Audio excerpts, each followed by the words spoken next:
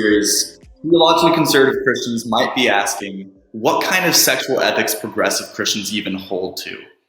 After all, as we deconstruct certain Bible verses that seemingly condemn gay relationships, then the question essentially becomes, well, what do we do with other passages about sexual morality? And that's what today's video is going to be about, really exploring what a sexual ethic is within a progressive framework. And to explore this topic, we are going to begin with another passage often cited in this debate, and that is Jude verse 7. It says this: Sodom and Gomorrah and the surrounding towns gave themselves up to sexual immorality and perversion. They served as an example of those who suffer the punishment of eternal fire. Now, I will begin by saying that I don't think these verses about fire have to do with separation from God or endless divine punishment for the sin. You can learn more about that in my previous video, but the abridged version is that the gospel of grace tells us that nothing can separate us from the love of God in Christ. And I would argue that that includes our own actions. But the question still yields, what is the author speaking about here when they speak of sexual immorality and perversion? What does that mean for a sexual ethic today? Well, they clearly reference Sodom and Gomorrah, which we spoke about in the third video. And in that video, we discussed how the sin of Sodom was that they were arrogant, overfed, and unconcerned. They did not help the poor and needy, as Ezekiel says. And we then took that lens and saw the people of Sodom, they gathered outside of Lot's house because they wanted to shame and assert power and dominance over Lot's guests because they were foreigners. That was their sin.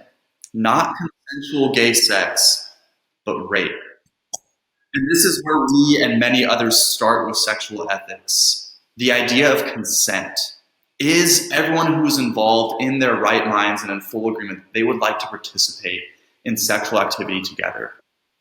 And this sort of ethical questioning goes beyond just, hey, are they married or not? Because even marriages can have coercive dynamics when it comes to sex. In the United States alone, it's reported that 14% of women have been raped by their husbands.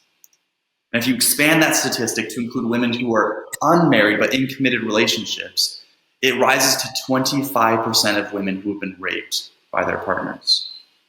So an ethic of consent invites us to ask bigger questions than married or not married, but expand the conversation to how we conduct ourselves sexually with our partners when we are in committed relationships.